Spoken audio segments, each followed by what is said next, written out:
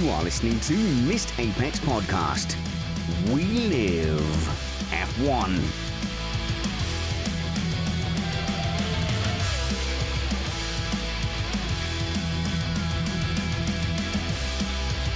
Hi guys, do you want to get an insight into the world of F1 from the eyes and mouth of someone who's worked as a freelance TV producer since the 90s, who's worked for people like Star TV, B-Sky B, Disney, ESPN and Fox News, covering Formula One amongst other motorsports? Yes, it's someone promoting a book, but listen to what Gunther Steiner had to say.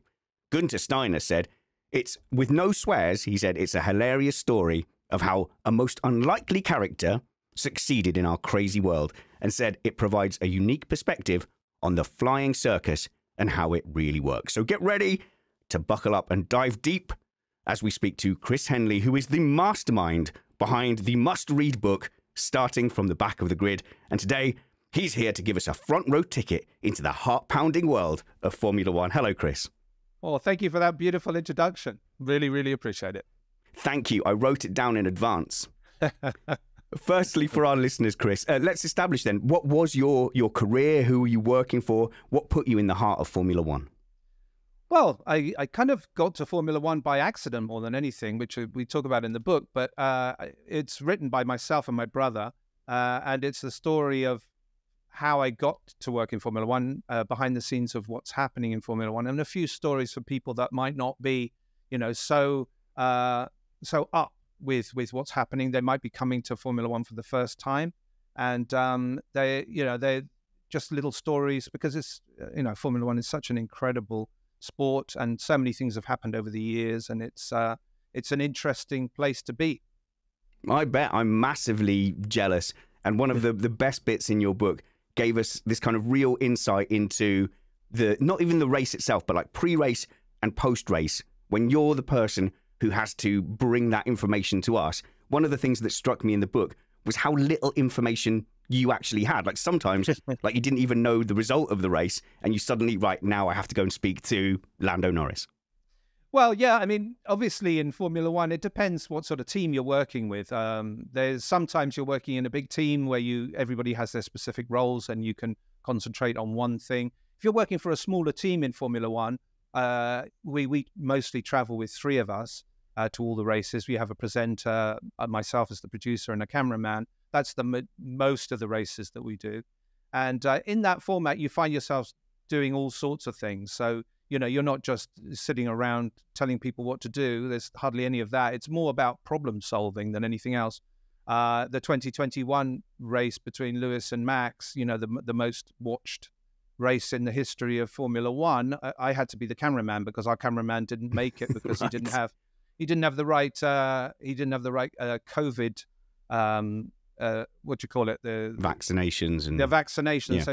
So he didn't have the right vaccination, so I had to be the cameraman. So you have to kind of step in and just do what's required to get the job done, basically. So, like, when you say TV producer for motorsport, I think people are imagining Ed Harris in The Truman Show, where you've got this bank of monitors and you're this benevolent, all-powerful commander. And it's like, no, you're the one actually fumbling around with the battery packs, making sure that you've got, the right microphones, the right cables. So the glamour kind of, as I was reading the book, the glamour sort of seeps away gradually as we realize what it is you have to do day to day.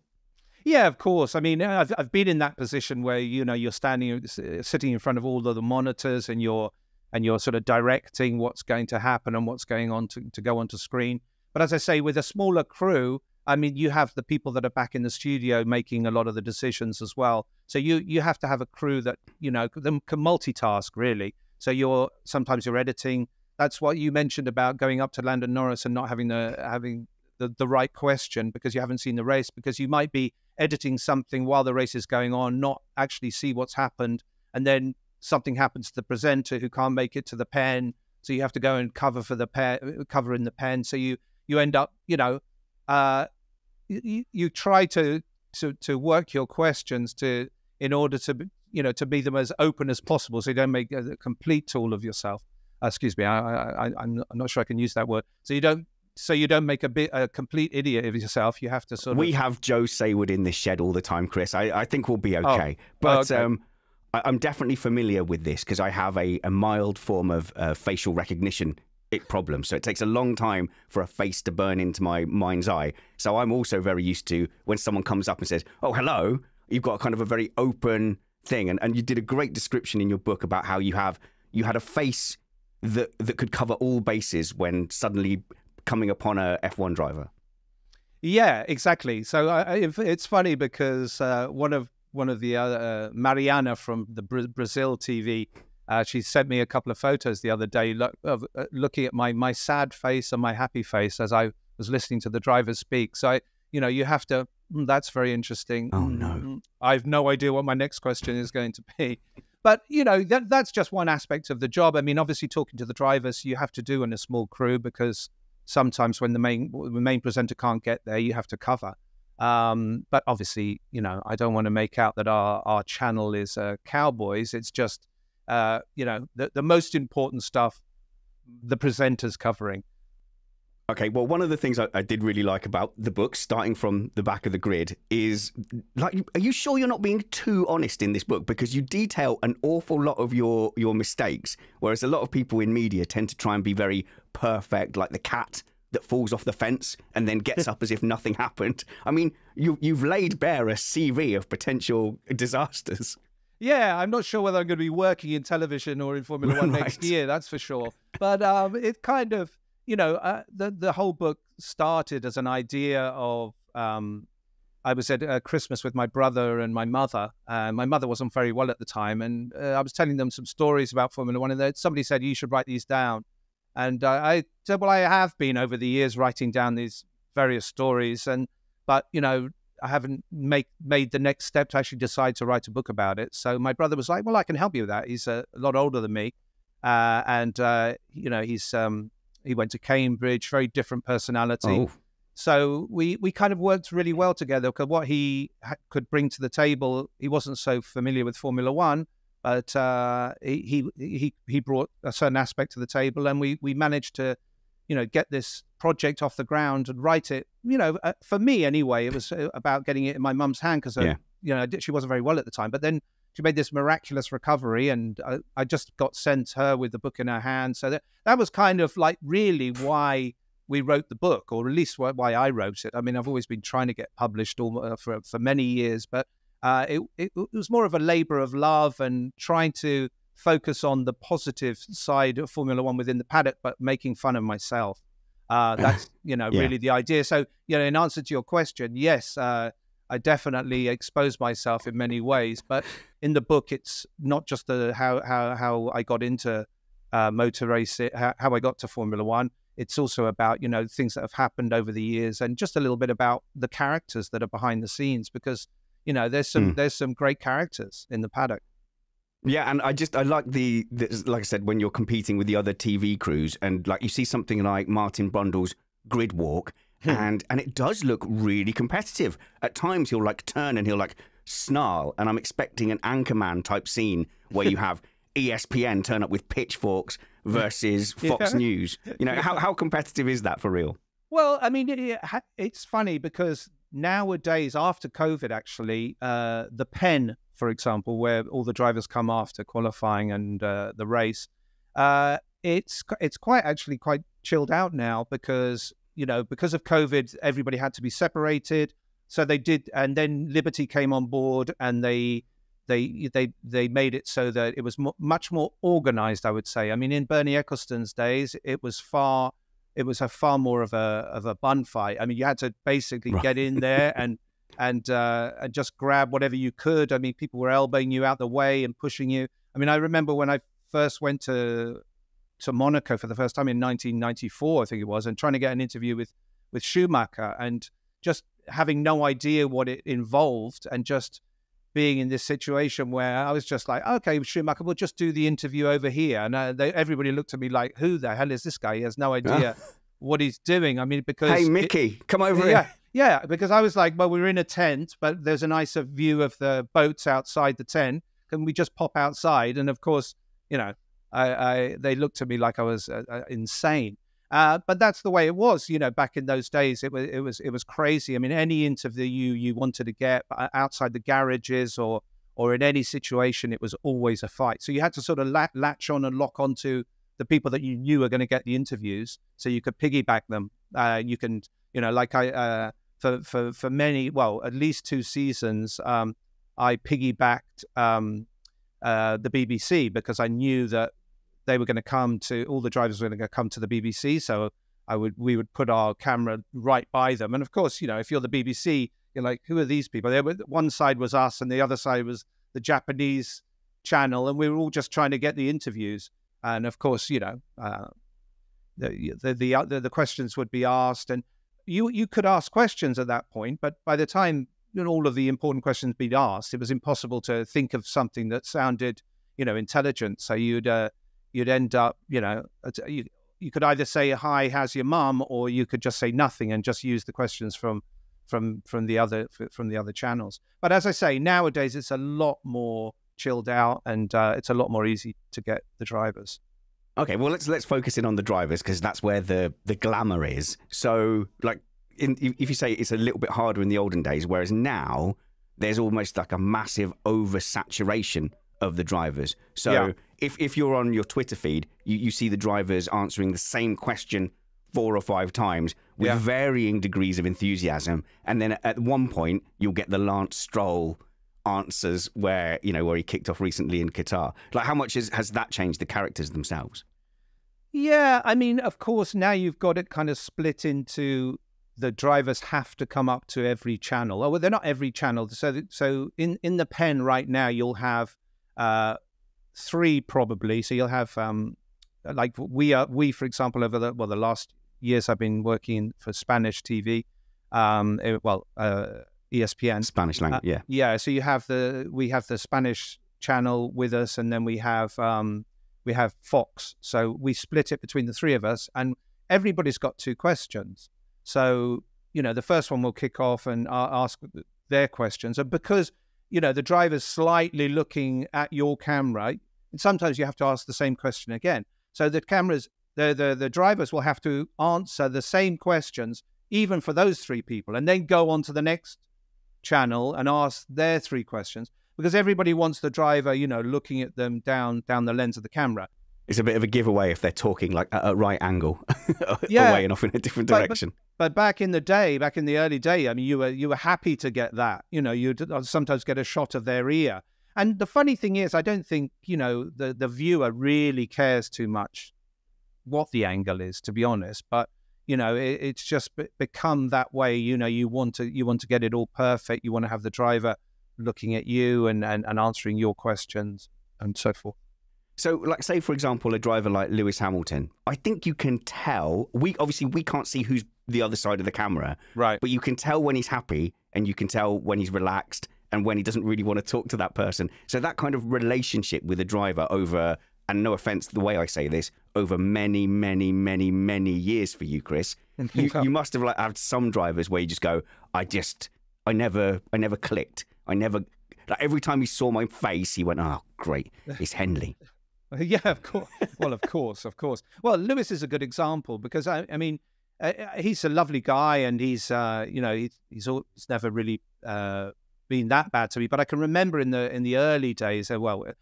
I did Formula One in the 90s, but then I didn't do it for many years. I came back in around 2011. In those early years of getting back into it and having to do all these interviews, whenever Lewis came along, it was a bit like, I've got to make this question intelligent, or he's going to give me a 1-word answer. And he definitely did that. And I don't blame him. If somebody's not asking an intelligent question to you, I would do the same. You give them a 2-word answer and you'd leave. I mean, I had I had a 1-to-1 with him because the presenter couldn't make it. So I sat down with him. And again, it's kind of scary kind of thing to sit down with him, because he's such an incredible guy, and he's got all these different interests. Just you and Lewis in the room? Yeah, just sitting down with Lewis, and it was I'd done a lot of preparation for it. I only found out that I was doing it shortly before I was going to do it, but I still sat down and did a lot of preparation for it. And so my first 4 questions or so was about statistics. And, so I opened my first question. He was like, well, I don't really have any interest in statistics. So I was like, well, that's my first 4 questions out the window. What else you got? Yeah, what else have you got? Nervously going down the list. But then, you just, like anything, you relax and you get to talk to them about their other interests. And then he sort of came alive and started talking and was lovely. He's an incredible guy. But yeah, I've definitely had a few one-word answers off him. And you mentioned Lance as well, yeah. But I don't think that's a personal thing against me. I think that, Lance sometimes, doesn't answer fully, but especially when he's annoyed. And I can understand that too. I mean, if you have to go to the pen and you have to answer these questions, and sometimes, well, what can you ask? I mean, the guy, not necessarily Lance, but whoever it is, might have crashed.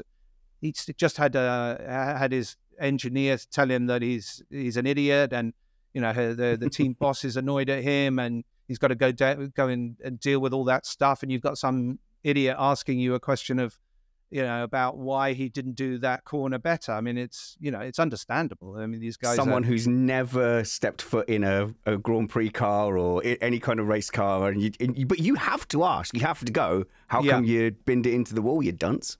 Yeah, exactly. But it's hard. I mean, sometimes, and there's, it's difficult to be able to gauge how you say it, because if you come across like, oh, you poor thing, they don't like it. If you come across as, sort of matter of fact about it, they don't like it. If you're in that situation, these guys, there's 20 Formula One seats available. I mean, if you're a football player, you can play in thousands of teams around the world. But these guys, these are 20 of the best of the best of the best. And, they are dealing with everything. They're dealing with the press. Sometimes they're speaking 2 or 3, 4 languages. They've just come off a circuit, driving at incredible speeds. They're sitting down low in the car, so they can't really see what's going on. I mean, it's an incredibly difficult job, and only a few people can do it. So it's very easy to criticize any of the drivers, but really, realistically, they are incredible people, all of them. And they deserve to be there, all of them, and they deserve the merit. So having some dunce asking them a stupid question, you can understand why they don't like it.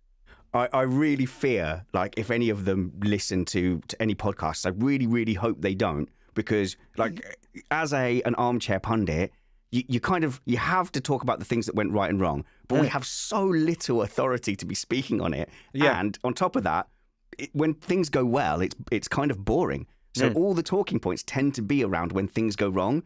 And so there's quite a lot of negativity. I'm like, oh, please, for their own sakes, for everyone's sake, F1 drivers, never listen to a podcast. But then, so we have a tech guy, Matthew Summerfield, for motorsport.com. He comes on here occasionally. And, he did a tweet about Alonso, and he got an angry tweet back from Fernando Alonso. So you go, these are humans who look and see this stuff. So if you want to build a relationship with them, there has to be an element of kid gloves in the reporting. You have to be nice, as if they're going to come round for tea. Yeah. Well, yeah, that's the thing. I mean, television is, you have to remember that television is a very different beast than, podcasting or journalism or other things. I mean, if you are face to face with the drivers on a regular basis and you're trying to get a good answer from them, and you need to be respectful. Whereas if you are, I don't know, I don't want to name any newspapers, but a newspaper that needs something sensational, obviously you're going to ask the more difficult questions. I mean, I have a lot of respect for the journalists that go in there and say, you're not doing your job. I think that's great, but it's not my place to do that, because you have to come up against them the next day, and you have to. I mean, for a journalist, perhaps getting an angry comment is great for them that day, and then having that kind of feeling the next time is also good for them, because the more annoyed they are, the better, the more clicks, the better the piece that they get for their newspaper report. I understand it, but they're very different beasts. Television is more about trying to, being respectful and trying to get them to tell the viewers, in the best possible way and give them the most information. Yeah, you're our eyes, really, aren't you? So you're our eyes, and in a small way, you're a mouthpiece for us to go, hey, what happened there? So it must be an interesting decision as a TV producer to kind of go, right, well, what story, what images, what interviews, what am I transmitting back to the viewer? Like, you've got an awful lot of power over our experience. Mm. Yeah, I mean, it's funny. Television has that way. I remember that. I mean, this has got nothing to do with Formula One, but I remember doing a piece for. You remember the Tanya Harding, the ice skaters, when they had that, yeah. And I remember cutting a piece to this, and I remember thinking, well, I can cut it in one way, and I can be clearly talking about that I'm favoring one person. If I cut it another way, I'm clearly favoring the other person. And you do have that power in TV. So you can have all the preparation in the world, all of the best intentions to do whatever you think should go into the show. Like, you can pre-edit something. You can have this incredible piece, it's got all these beautiful images, slow-mos, great music, and something happens on the race and it becomes irrelevant. So you have to be ready to drop every idea you had prior, or all the preparation that you had, and just go with what happened. Suddenly somebody announces that, I don't know, Sebastian Vettel's going to retire from Formula One, and that becomes the story. Everything else that you did becomes irrelevant. So you just have to, especially in live TV, and you have all these things coming in all the time, obviously now more so than back in the 90s, but you have all this information that's coming to you. So it's more about, reacting to what's happening in order to give the most up-to-date information to the person that's listening. I'm going to get nosy in a second, and I feel like I'm entitled to, because I say You a good are. third of the book is you laying yourself to bear during your Formula One career. But when it comes to what we see at home, we're so spoilt now with the world feeds that we see that when the director lingers on the crowd a little bit too long, or they play too many replays when actually we want to be watching, we suddenly we're up in, the broadcast's awful today. But then you go, actually, just sneak back and watch a 90s broadcast and see how little information they had, and how all the techniques have changed. Like, the power of broadcasting now is so much more. And you must have just seen, was it gradual, or did that hit you in the face? Well, I mean, for me, being in that environment, I mean, I can remember in '94 when I wasn't at the race. The first race I went to was Monaco, but the race prior to that, we were in the studio. You mentioned about being in front of all the monitors and making those decisions. In that situation when Ayrton Senna died, you're looking at all these screens, and where do you go? You've got the one camera that was focusing on him and his car. You can go back to the studio and you can hear, the presenters talking about it. What do you choose? That was pretty much what it was. And I can remember vividly when he died. Of course, we stay on the images until, and we just stay on that camera, because the director, you have to remember that when you're a TV channel, you have all of this information coming in. I mean, now you've got all the graphics, you've got everything. That's given to you. That's the live feed. So your job as a channel at the races is to enhance it, to talk to the people there. But you're getting this massive package, and it's incredible, what they do. You have all the graphics, you have all the onboards, you have all these different angles and stuff. But back in the 90s, there was none of that. So it was very, very simple to make that choice. Nowadays, it's also being done for you a little bit, because the director that's on site is choosing between those cameras. So how much do you get to choose as a channel? Because I spent a part of last year in Spain, so I was watching DAS N F1. DAS N, yeah. That's who we are next to in the pen, yeah. Oh, right. And like, I wish my Spanish was better, because I seemed to enjoy it, and it was very, very lively and stuff. But you just go, wow, there's quite a different viewing experience. So I just wondered, like, how much does the channel get dictated to by the world feed?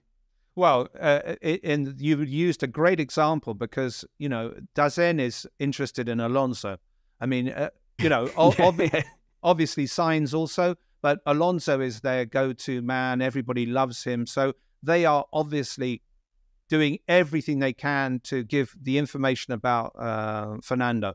And, other channels will focus on Lewis. Obviously Sky, Sky have got so many British drivers, it's easy for them. But if you've got one, for example, now in Disney, ESPN Disney, we don't have an Argentinian driver.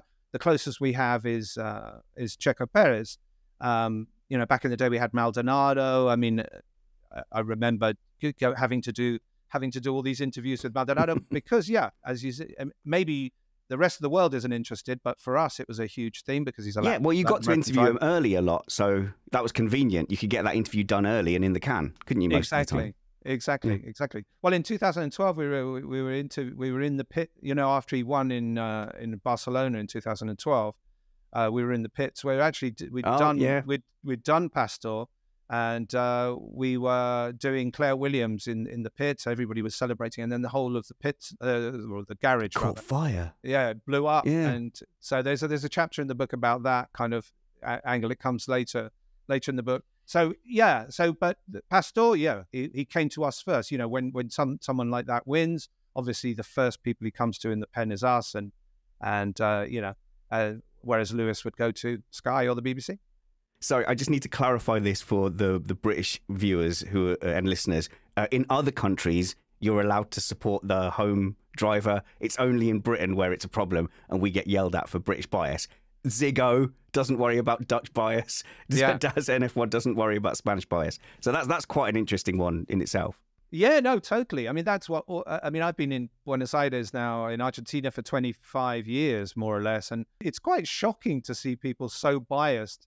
I mean, even in obviously when Argentina won the World Cup, it's understandable. But any kind of football or any sport, it's very, very obvious the bias. Whereas in the UK, it's they We're try not to do that, which I like that. But it's also the passion. Some people just can't hold themselves back. And I suppose if they're just transmitting to that particular country, it doesn't matter.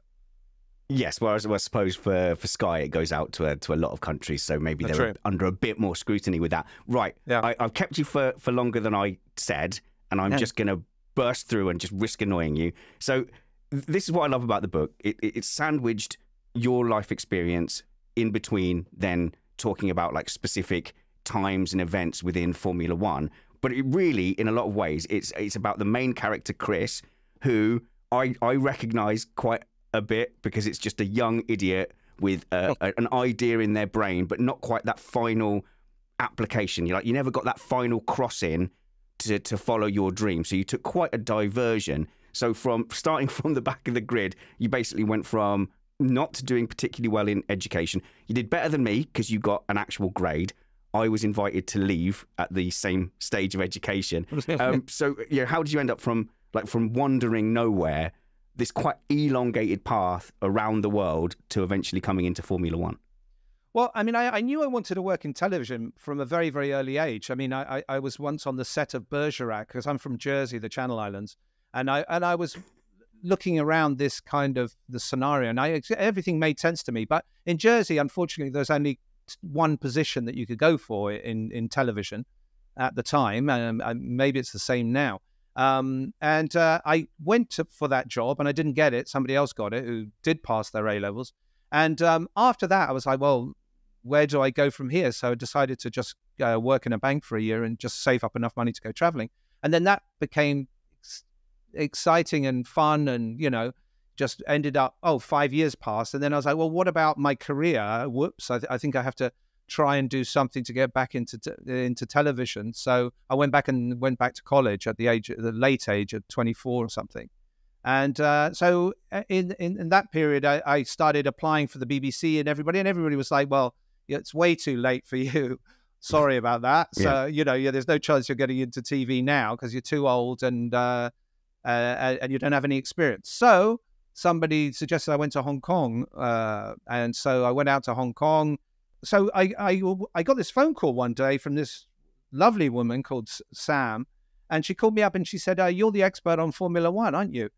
And I didn't know what she was talking about. And so I found out later what it was. What happened was the guy that fired me had put F in red letters and an exclamation mark in his Rolodex. And that F, I don't know whether it was for fired or something, bit stronger, but she presumed it was because I was the person to call for F1.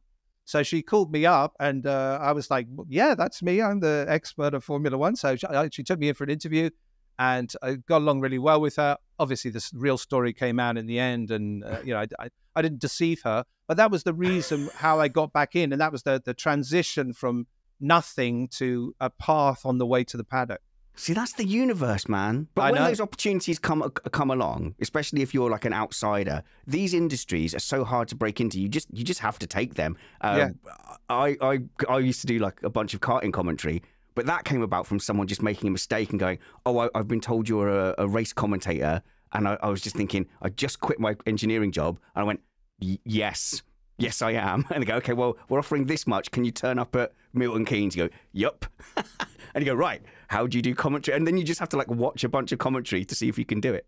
Yeah, I mean, that's life, isn't it? I mean, you have to take advantages of these things that are thrown up. But the point, I guess, is, you mentioned about it being a little bit about life story, because it's kind of intertwined in that. I mean, there's a theme in the book that's about the Lewis and Max, how that particular race for Max's first world championship. I mean, all of the things that happened in that race, were just tiny little things that, every 999 times out of 100 or 1,000 or whatever it is, they wouldn't go that way. But, this tiny thing, a little bit of dust on the wheel of Latifi's car, and then suddenly it's a different thing. And that's what I was talking about. You have to be ready to change when things change. You have to be if a story comes out in F1, you have to be there and ready to focus on that, because that's what becomes important. And I think that's what it is. You took advantage of your situation with the commentary. You didn't say, no, that's not me. You said, well, let's try it. And that's what leads you. That's what leads you in life, I guess. And the thing is, though, Kris, that it's their mistake, isn't it? Yeah, and exactly. It's not your mistake. So you just go for it. But the problem, I think, if you're a young person and you go, right, I do want to get into TV production, I do want to get in the F1 pan. When you speak to a lot of people like you, nobody's got the same story of how they got into it. There's no route one which can make it very, very intimidating and make it feel like a brick wall that's not for you. Mm. Well, a young kid called me the other day he's 19. He's trying to get into Formula One, and I had a little one of these sessions with him. And he was looking for, advice and that kind of thing. And, I said to him, I am not the person to give you any advice, of course. It's just about putting yourself out there. Read my book and you'll quickly realize, do not take any life advice from me. Exactly. Whatever you do, don't listen to me. That was the most important message for the guy. But, a very, very nice guy, and I'm sure he'll do very well. But my advice to him was, don't do what I do, but just be in that area and just produce your own content. I mean, like what you're doing. I listened to your fantastic podcast on after the Las Vegas race you were talking about, and great, super interesting. You put yourself in. You found a place for yourself in this thing. Who knows? Maybe next year you'll be in the paddock and you'll be doing my job. Because I won't work in TV anymore.